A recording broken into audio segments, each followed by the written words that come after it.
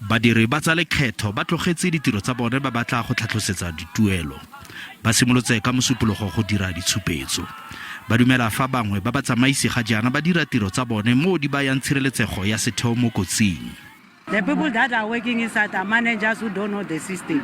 Actually, it's the societal to government. When you put somebody who don't know the system, there will be a lot of VAT fraud that will be claimed between these days of the strike, and also cigarettes and textile coming into South Africa. So it's a serious impact because people who are working here, they are not aware of the system.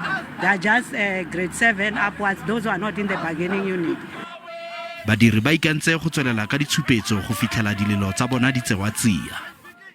Our demand is very clear. If the employer doesn't come back to us with a better offer, we are going to continue with the strike, and we will still be coming into the border and will even do worse than we are currently doing.